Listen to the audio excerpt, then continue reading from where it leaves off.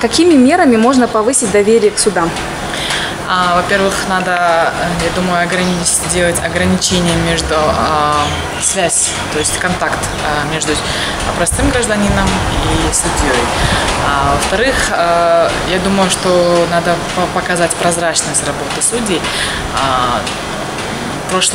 Сейчас, насколько я помню, инициировали камеры в судебных залах, в судебных заседаниях, и я думаю, это было бы очень хороший момент, чтобы повысить именно авторитет и увеличить доверие, повысить доверие людей, простых граждан именно к работе судей. Из таких вариантов. В чем сильные стороны нашей судебной системы?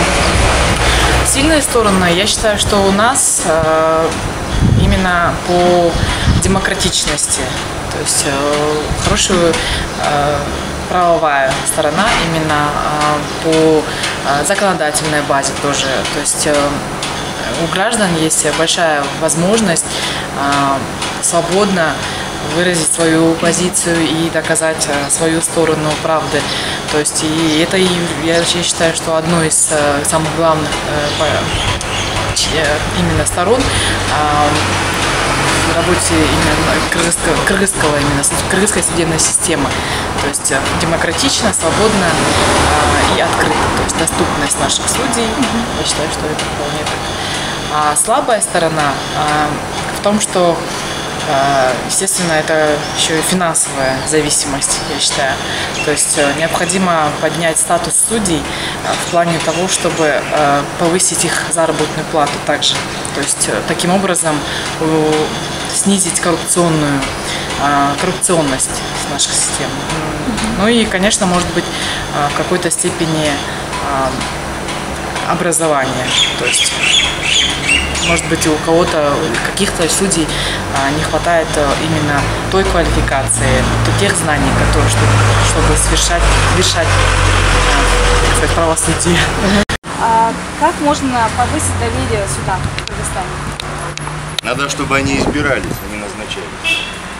Есть ли доверие? Власти? Да, именно к судам. Знаете, я вот так вот сходу не сталкивался с ним. Не дай бог, конечно, кому-то столкнуться. Просто один раз я, председатель ТСЖ, хотел обратиться в суд, там некоторые люди не платят из ТСЖ годами. Но они же годами там и разбирают. Неужели это нельзя быстро разобрать, в течение там 2-3 месяцев? 2-3 года будет лежать, потом благополучно забудут. Ну, представьтесь, пожалуйста. Прокуратуре чуть больше доверия, чуть-чуть больше. Вячеслав. Повысить доверие судам в Кыргызстане. Я не знаю, это трудный вопрос. Вы доверяете сами судам? Конечно, там компетентные люди сидят, как не доверять. Они же учились, знают. А в чем слабые стороны судебной системы в Кыргызстане? Я не знаю подробностей. Я с этим близко не связан, потому что я водитель. Дай бог, чтобы с ними никогда никаких не иметь дел.